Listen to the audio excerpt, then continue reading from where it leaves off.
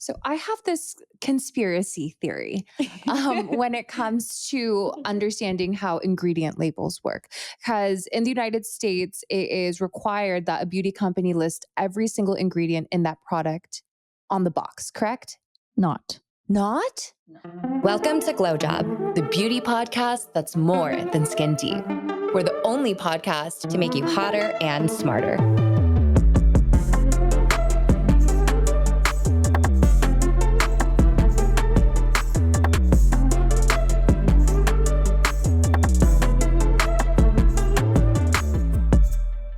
We know you just got into town. I did, yes. Yeah. So where did you fly from? Flew in from Florida. I live in Orlando, Florida. I heard you say earlier that you had a lunch stop at Goop today. I did, yes, I did. Have you been to the Goop Kitchen before, or was this your first time? No, it was my second time. Okay. Yeah, I don't come to LA that often. I feel like, a stop at Goop is like a rite of passage. I feel like people will either do a stop at Goop Kitchen or they'll head over to Erewhon and, get their little Hailey Bieber smoothie. But the food is like surprisingly good. Yes, and filling. And Yes. I was very surprised. And I had the tofu dish. It was the barbecue tofu and it was just so good. That's delicious. It was delicious. I feel like this is very on point with our conversation today, which is like, because Goop and Erewhon are like the quintessential clean food things of LA. And we're going to get into some clean beauty talk. Yes, we are. Yes, we are.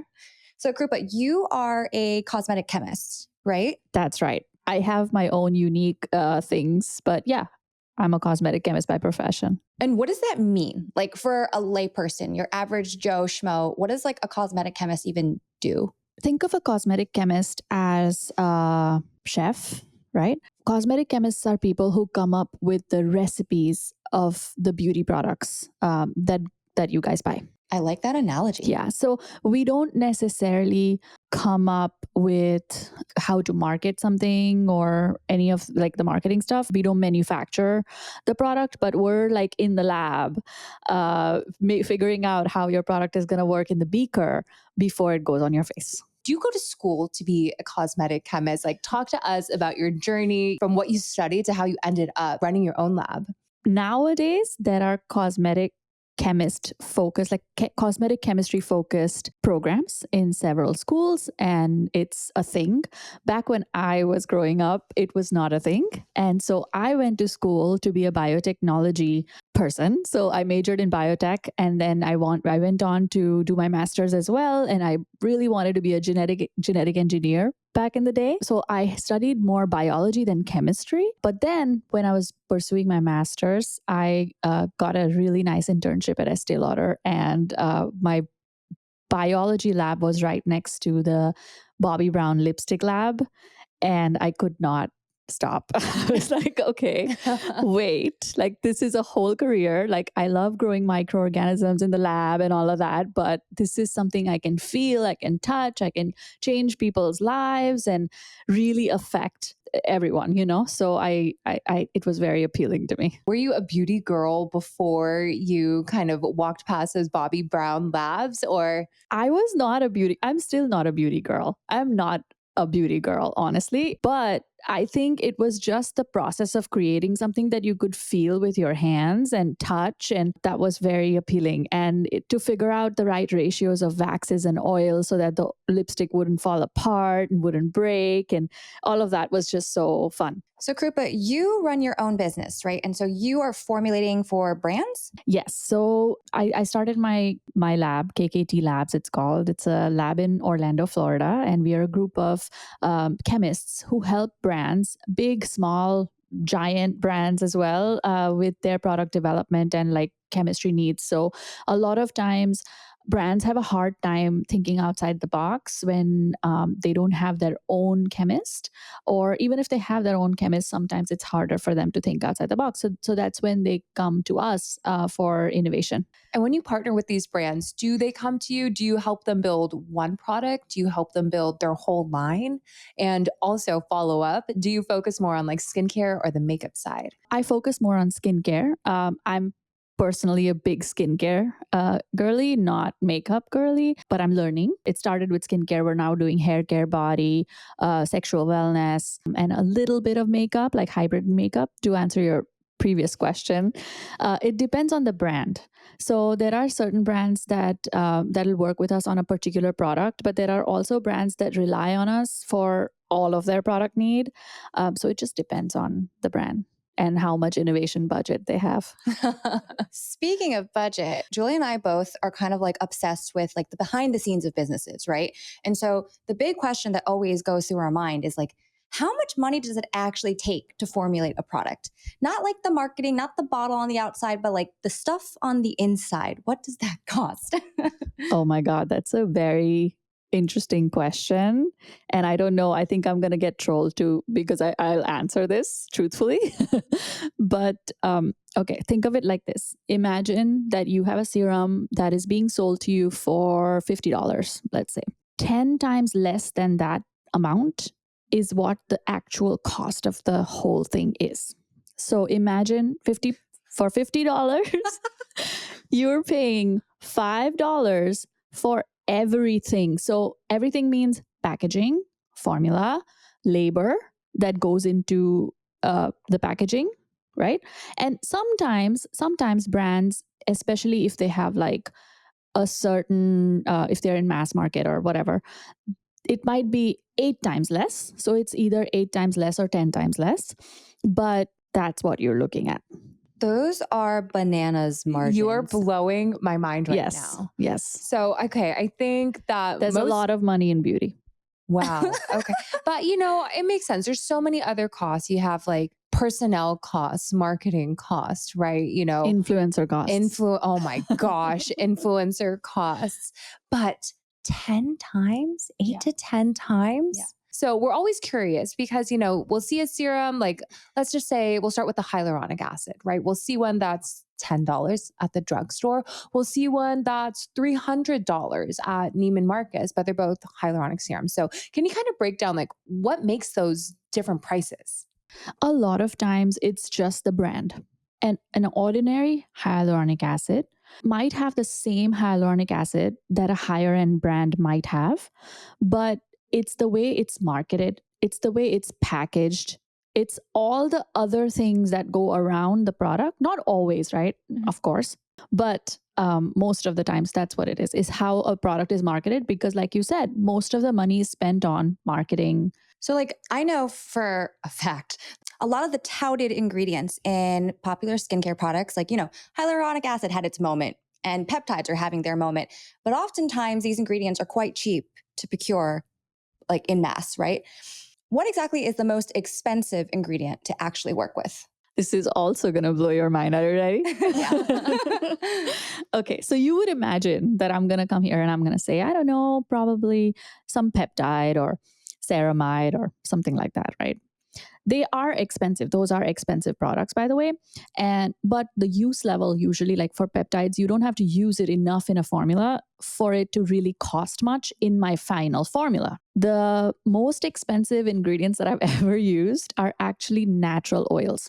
Really? Yeah. So let me explain.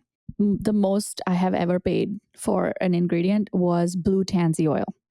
So blue tansy oil is this, I don't know if you've ever come across it. It's this blue, beautiful smelling, absolutely amazing oil that I am in love with. But there was a time in the 2010s sometime when there was a shortage. There was a global shortage of blue tansy because because of higher demand and because it was wild harvested at the time. So there wasn't enough to give to everyone, right? And everyone was launching everything with blue tansy at the time. I remember it was like going to buy drugs. Like I was calling all kinds of suppliers. Yeah. Like, hey, do you have a kilo?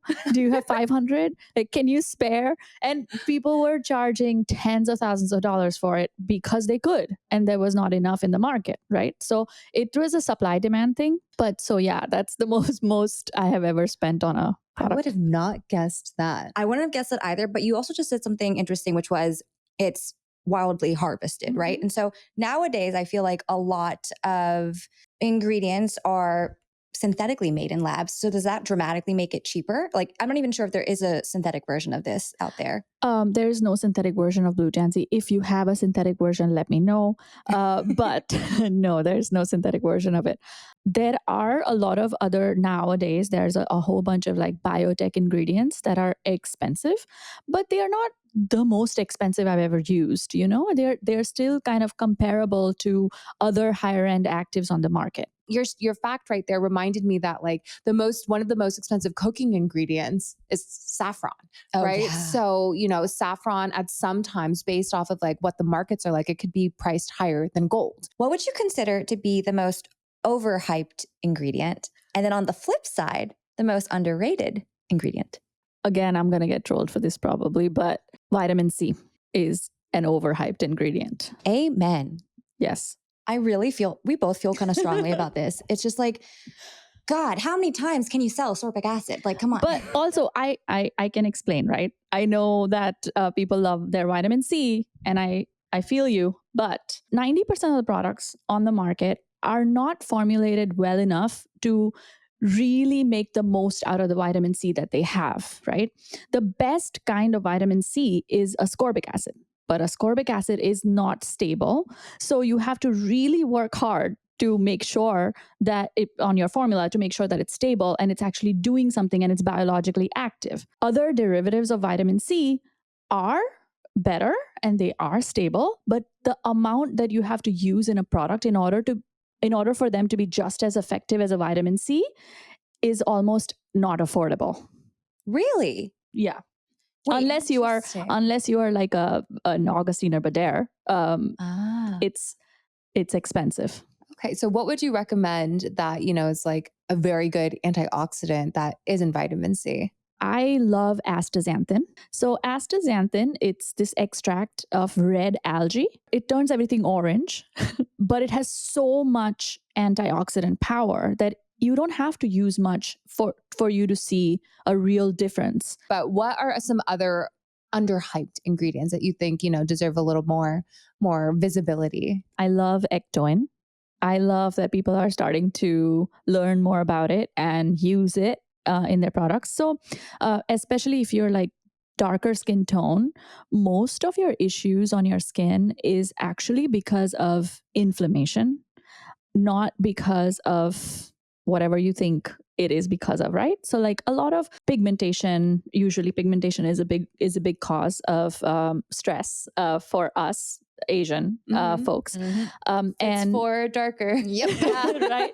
Like dark circles or like whatever. And that is because of inflammation. And ectoin is an anti-inflammatory agent, a very potent anti-inflammatory agent that I have had a lot of success using. If it's really effective, how come it's not used so much? Imagine 10 years ago, if someone was talking about ectoin, I don't think it would have been received well, because it probably would sound too like Sciencey. chemically or sciencey, right? At that time, 10 years ago, we probably wanted a blue tansy oil, right? Like something natural and organic. And that's what people were about. So I think it's just different phases. I think we're entering that sciencey, clinically, chemically phase. I mean, like, look at like the recent like acquisitions, right? Mm-hmm. Medicate. I mean, woof. Oh, yeah. People clearly want that science-backed skincare right now. As a chemist and when you're working with clients, how often are they coming to you with a product and they just want you to dupe it? Now that I have my own lab, I can actually refuse clients, right? That's one of the benefits that I have. Good for you. Thank you. Yeah, that must feel really powerful. Thank you. In my career, I remember there was a big brand that came to me once and they said, make me a moisturizer that costs 3 cents in the jar, right? I'm sorry. 3 cents. And we made it. But what? Now, in my past life. But now I can't say no to that, and I do. So when people come to me and say, here's a thing and make me exactly this, I'll say no. That's not what I do. You should probably go to someone else who can do it for way cheaper than me. Bye. Good for you. You have integrity. Yeah. It's not fun. Trust me, it's not. And Okay. I think every chemist out there will tell you it's not fun to just not innovate. Yeah. You should be able to create something better. Let's say someone did come to you with a product and asked you to dupe it. How close could you actually get to duping it? Very close. Really? Very close. Yeah. If Okay. you're a good chemist, you can read an ingredient list and you can guess what the product feels like. You don't even have to feel the product most of the times. Like you can get a sense of what it is, and then if you have the product, then you can get very close. It kind of reminds me of like a professional chef, right? They'll take a bite of a chocolate cake and be like, I can make this. Yeah. It's exactly the same. Okay. Yeah, Krupa is a scientific chef. Like that's basically what she is. And then she's mixing in the kitchen. Yeah. So I have this conspiracy theory when it comes to understanding how ingredient labels work.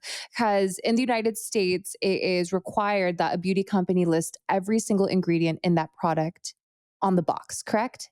Not. Not? Fragrance. You don't have to write fragrance. Oh, yeah. Fragrance. No. Oh, even No? more? No. Tell us. There's a class of ingredients called incidental ingredients, which means these are ingredients that are added by the raw material supplier, not the brand. Tricky. So it's like a Tricky. little loophole. Okay. Little loophole. So in Europe, you're required to list all of them. Mm-hmm. But in the US, you can get away with calling it an incidental ingredient, especially if it's at a lower concentration. Let's say you're buying something. Let's say it's a peptide. And to stabilize that peptide, you probably want something else in it, like to stabilize it, right? So maybe there's citric acid, maybe there's a preservative, maybe there's something else.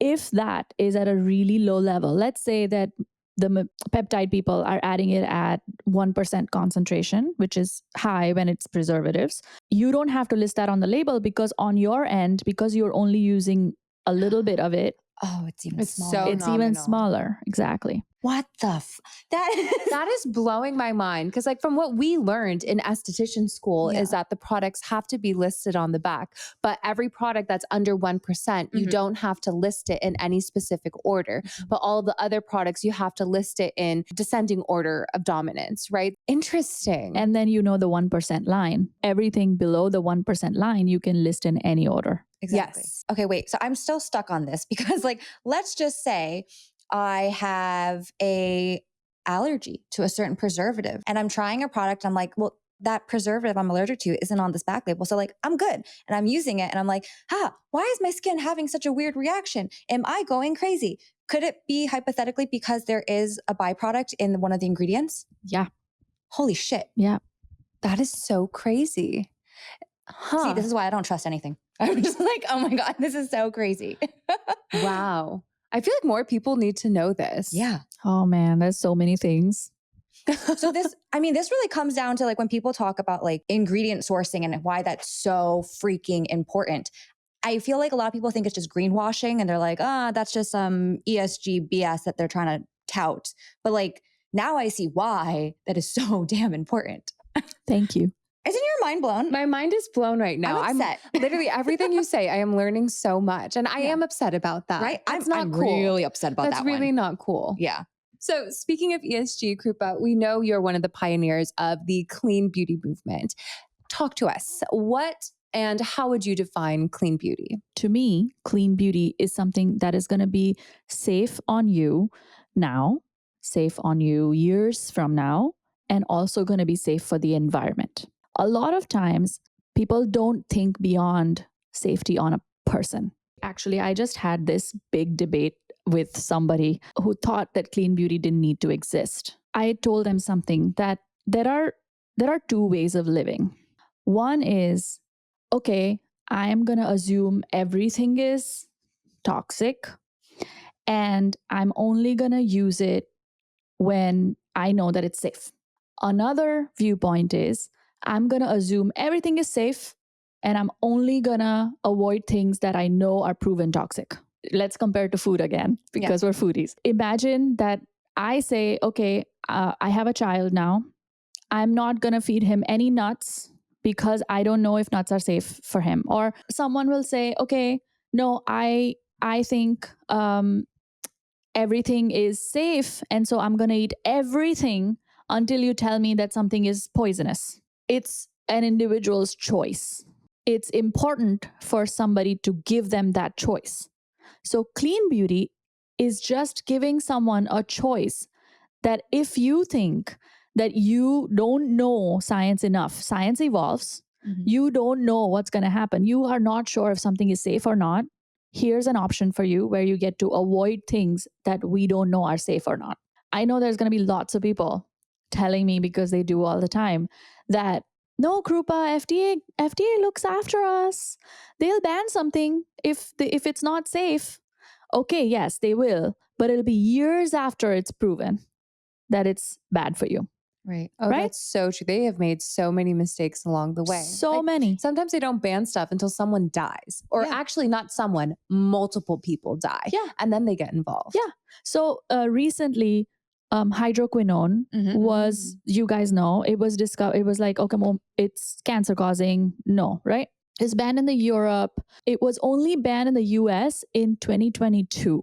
So all up until then, everyone was using hydroquinone because they thought it was brightening and whitening and all of that stuff without knowing. So, however, all the clean beauty retailers, Credo, Beauty Heroes, all of them have banned hydroquinone since day one. This is why it's important to have this conversation and have this option, especially because there are so many cancer survivors. But there are so many people that go through cancer treatments that don't know what is safe or not anymore. So it's important to have that option for them.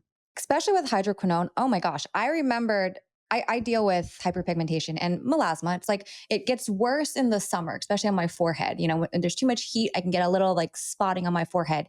I remembered this probably is like 2018, 2019. And this is the first time where it got to the point where it was kind of annoying me. And I was talking to my derm at my annual checkup, like doing my full skin scan routine. And she wrote me a script for hydroquinone. And I took the script home. I sat there and looked at it. And I remember when she told me about hydroquinone, she's like, you can only use this for up to 3 months and then you have to stop. But the way that she said it to me, I was like, I don't like the way that you just said that to me. Like, what happens if I use it for more than 3 months? And she's like, it can be dangerous. And I was like, well, that seems kind of weird. Why would my doctor give this to me? My doctor prescribed this to me. And then I ended up doing all this research at home and realized it was banned in the EU. And I was like, you know what? I think I can deal with this. Exactly. I'm okay. Yeah. I'm okay. You'll find an alternative. I'll find an alternative. It'll take, 10 times as long to get rid of. But yeah. Scary. I feel like right now in the Zeitgeist, the MAHA movement is very popular. And they love to say that they are clean. They love saying clean. And I've seen just random, like MAHA platforms that tout that, they sell clean products, like non-toxic products, yada, yada, yada. Single ingredient products. Right. Krupa, what's your take on the MAHA movement? How much time do we have? I'm a scientist. I have a bachelor's, a master's. I am backing clean beauty from a scientific perspective.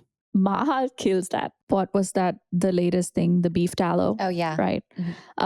Use beef tallow on their skin and make their own sunscreens. And I don't know, all kinds of stuff that science would never back. I just think there is a very fine line between educating someone like I am today to like fear-mongering. The roots of MAHA come from a good place. I think everyone can agree. Yes. No one wants to put dangerous products or ingredients in their body, in their children's body, in their family's body. But they're putting themselves in danger by not wearing sunscreen and rubbing cooking grease on their face. They don't realize that. They don't think they're putting themselves in danger. Like, I think it's so crazy because it's like these people truly believe that beef tallow is a much better product to use on your body for whatever I don't know what kind of bullshit is going through their brain, but like they really believe that. Oh yeah. I mean, I told you this story, but Krupa, I was in an Uber recently and my Uber driver, I don't think she was MAHA, but she was trying to sell me beef tallow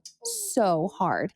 And I didn't want to start any arguments. But I was like genuinely curious of like, how did you find out about this? You said she heard it from a celebrity. It was probably Candace Owens, but you know, she just really firmly believed that skincare is bad for you, and that, you know, big skincare is like comparable to big pharma, where they sell you products that are actually going to make your skin worse in the long term. And, you know, so you become dependent on it and you spend more money and you feed into the system. But that was like the vibe she was giving me. Two things about this story when Julia was telling me about it. One, she was a woman of color, which makes it interesting. Makes it, multidimensional here. Two, she also believed that meat is not naturally red. She actually thinks that I forgot about that. Right. She thinks that you know, the agriculture industry is putting food dye into meat. So like clearly a person who's on next level stuff. And she was like next level, but you know, that was like my first true encounter with someone who used it. Honestly, all of this is extremely interesting to me because I grew up in India around Ayurveda. Yes, my mom would put turmeric on something before she would put Neosporin on it or whatever else, right? Like that's like so many things. Like you would eat ginger if you have some tummy problems versus you know, like a Tums. yeah, exactly. So now to see this extreme level of that happening here, I think it's so interesting. And everyone using beef tallow out there, like there's a reason why there's an SPF rating, and I have never seen an SPF rating on a beef tallow product. What do terms like quote unquote like clinically proven or like dermatologist approved, what does that actually mean for a skincare product? Or is this just like some marketing bullshit? Okay, so when someone says clinically proven, it means that there has been some sort of test done on that product, period. Any kind of test. Can I be like, I tested this on 5 people kind of test? Yeah. Like you can test it on Julia and say, hey, what do you think? You think your skin is more brighter? So stop. But where's the clinic? I mean, it's in the clinically proven. I mean, it's not that bad. Brands use clinics, third-party testing, but it can be perception testing, or it can be real instrumentation testing. So perception testing is basically just like we just talked about, like you asking someone, hey, try this out for 4 weeks and tell me, just fill out a questionnaire, tell me what you think. Oh, wow. Right? Yeah. So that's where you get the claims of the 80% thought their skin looked more beautiful, or I don't know, whatever those claims are. That's brighter they feel like it made the skin, or they think it makes the skin. Mm-hmm. Correct. Yeah. And then the dermatologist-tested is basically while you're doing the perception test, while you're doing whatever other test, you tick mark this little box that you want a dermatologist to look at it, and the dermatologist looks at it and confirms whether it's good or not. But is it their personal opinion?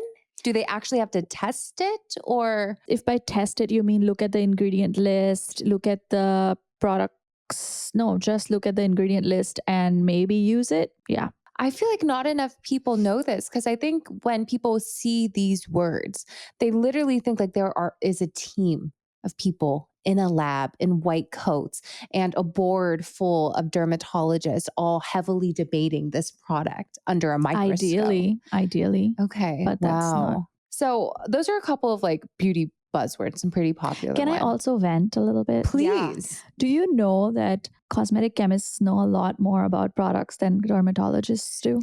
Yes, we did. We do. I don't think everyone else knows. So can we start this trend of like cosmetic chemist approved other than like dermatologist approved? Because it's hard to like, it's painful to see dermatologists recommending products and talking about cosmetic chemistry when that's not really what they went to school for. No, they go to school to understand moles and what could be a carcinoma. Diseases. Yes, diseases, right? And so from what we've learned in esthetician school, we learn heavily about the role of a dermatologist. And we also learned that a lot of times, like when dermatologists are recommending the classic, like, oh, use a Cetaphil or a CeraVe or a La Roche-Posay, it's because those big brands have the big budgets to go out into the field and tell tell these derms to recommend these products. It gets ingrained, and that's how they always have like, the samples in the back, but it's really funded by these larger companies.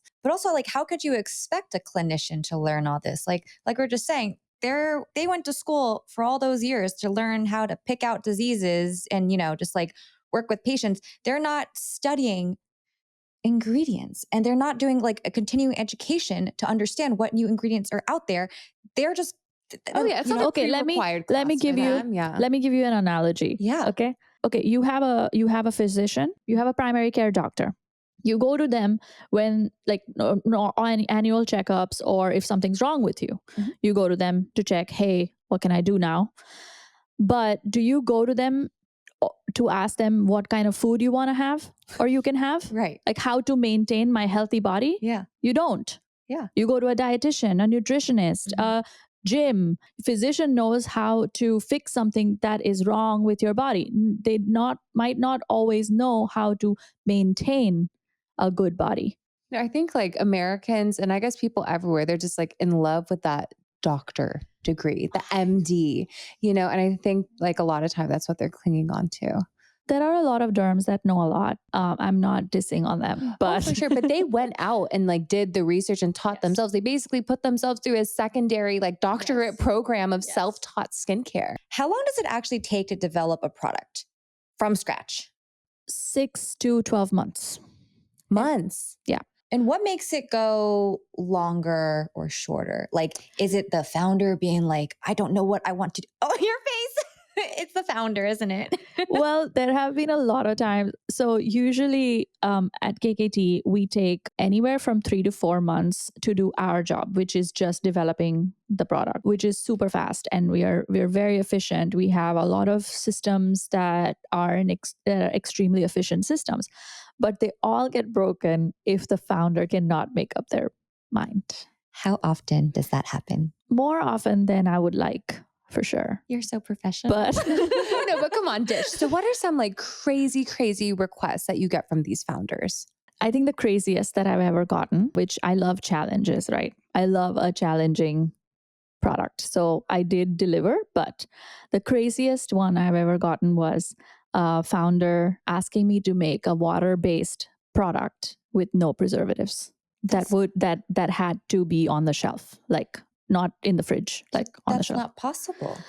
We made it. We made it happen. Really? Yeah, we made it happen. Wait, how? Don't encourage this. But we did make it happen for that particular product. We chose from the food and sushi world, and we took inspiration from the food world, and we came up with a blend of ingredients, a very unique blend of ingredients that was naturally and like a preservative. Huh. Fascinating. It was self-preserving. Got it. Self-preserving. Mm-hmm. Wait, how long can that actually be shelf stable for? It is. We tested it to be shelf stable for 2 years. Oh, wow. Yeah. So let's get into a couple of hot takes, because I'm sure you have a few, but we'll start off with an easy one. What is an underrated brand in your opinion? There are lots of them, unfortunately. Some of my favorites, or some of the ones that I really like, are Tower 28. I love Tower 28. I love Amy. I think she has created products that are like multifaceted and can be used by so many different skin types and skin tones. And Nopalera is another one. She is a brilliant founder and a Latin. She has a Latin brand, and it's just beautiful. She has really good products, and some products that I have come across recently that I've been like, wow, okay, I didn't expect that was, and ones I've not created. Ourselves, HA Plus Eye Serum. Have you tried that? Huh. No, I haven't. Ourselves? Ourself. It's called Ourself. And I am I'm extremely particular about eye creams and eye serums. Like, I don't like picky. And the HA Plus, I actually finished. I loved it. I thought it was so, it was $140, so I won't buy it again, but I'll probably try to create something similar. Oh, that must be so much fun. You trying out a product, being like, you know what? I can make this myself. $140 for a product, I'm not sure. I'm not that rich. Any hot takes on an overrated brand? Listen, it'll be really bad for business if I name a brand. You could invite Fair. them to be a client. But I don't know. I would say as a thumb rule, I would say anyone who has more spend on their influencer campaigns than their innovation would be Ooh. an overrated brand to me. Is there a favorite product you've created? There is, and it's their best-selling product. Ooh. But I can't talk about it. Wait, I actually have a Ooh. question. So like when you are working with a brand, right, and you develop products for them and then they go to market and blah, blah, blah, are you legally not allowed to talk about it? That's the reason? So, yes, I'm legally expected to ask them for permission before I talk about me creating their products. There are a lot of founders that love showing off that we created their products. And so in that case, I am allowed to talk about those products. But there are a lot of brands that are more like founder-led or derm-led that like to position themselves as if someone else created the product. Like imagine you go to buy a derm brand, but then you realize that a cosmetic chemist created it. They want to be the face. Yeah. They want to be everything, the touchstone. And I mean, it's okay. That's just how the business works. Right. We were at a like manufacturers conference. It was a packaging. It was Lux Pack, right? Yep. And this was last fall, I think. And something that we found so fascinating with little asterisk is that there are a lot of turnkey or white labeler manufacturers out there. And a lot of them, the way that they would advertise was they would have all the brands that they've done, like that they've manufactured. To me, I'd be like, I don't know as a brand if I would want that displayed out there. But yeah, there's a lot of those private label, white label manufacturers that exist. And sometimes if you're like just a brand starting out and you don't really care about what your product is and how different your product is, and you just want to make a brand for the sake of it, then maybe it's okay, you know? But that's when you would, and also if you don't have enough time, like I said, it takes 4 months to create a brand new product. So maybe you don't have that time. You want to launch now, then you go to them. But it was wild. Some of the booths literally looked like you were walking through a mini Sephora. But also, when you have a white labeled product, you don't own the product. That is a good point. You don't own the IP. Yeah. So you don't own the formulation. You don't own the formulation. So could they then go sell it to another brand and say, that's this what they is are selling- doing at Luxpack, isn't it? That's Yeah. what they're doing. Yeah. Is, hey, if you want this exact product, come to us. Right. Yeah, they would be showing like, this is the moisturizer we're doing this season. You can buy this with a different label on it. Yeah. So as a brand owner, if you work with a contract manufacturer that does white label or private label products, you don't own the formula. So the formula belongs to someone else, not you. I didn't realize that part. I Yeah. always thought that part of the contract would be you would own the formula. No. And so it's really scary, at least it would be to me if I was a brand owner, because you don't know what's in your product really. Because all they have to tell you is the ingredient list. Right. And now we've learned. Exactly, right? Now you know that might not be enough. Okay, before we wrap up, Krupa, we're going to do a fun rapid fire. If you're game. Sure, I'll try my best. Yeah. All right. So the first question we have is a marry, fuck, kill question. So Krupa, marry, F, or kill your makeup, your outfit, or your hair. I guess in your case, I'll rephrase it. Your skincare, your outfit, or your hair. Ooh. Marry my skincare or hair, actually. I think a good hair day is better than anything else you could ever have. Yeah, you know, I used to think just skin, and then Julia knows this. Like, I have been very into my hair game the recent past couple years, and I've just Your hair looks amazing. Oh, thank you. Thank you very much. But like having healthy hair makes the day. If my face looks great and my hair looks like shit, I still look like shit. So I disagree. I am on the opposite side of this argument. Really? I just do a slick back bun and my day is fixed and my mood is improved. Fuck, probably outfit, because, you know, a good outfit makes you feel confident and can get you like noticed right away. And I think outfit and kill makeup, because I'm not a makeup girly. I agree with that. Yeah. Yeah. It's like, don't they say the best primer for makeup is just good skin? Yeah. It really is. Yeah. It really is. Like today I was putting my lipstick on and I made sure to put lip gloss and lip balm and do all that before putting the lipstick on. Totally. Yeah. So it doesn't Yeah. get cracky and like, Doesn't get That's the way to do it. Yeah. Are you an early bird or a night owl? brush my teeth and then wash my face. Just not wash, but just sprinkle, like put water on my face and then hydrate and have some coffee. Next question is desert island beauty product that you would take with us that is not something that you created. I think I would take it for sure on a deserted island is the Veleda skin food. Okay. Oh, yeah. That's a classic. Have you used it? Yes. Yeah, I really love that product. Final question. What's one piece of advice you would give to your younger self? You're not too young. You're not too brown. You're just early. I love that. Yeah. Well, thank you so much, Krupa. Thank you. Thanks, Krupa. Thank you. This was so much fun. Like, this is definitely the episode that will make you hotter and smarter. I know. Oh For my real. gosh. I learned so much. I got hotter and smarter today. This was a lot of fun, you guys. Thank you. And all of your questions were so interesting to answer too. I loved it. yay. I loved it. Thank you. It was a Thanks, great Krupa. conversation.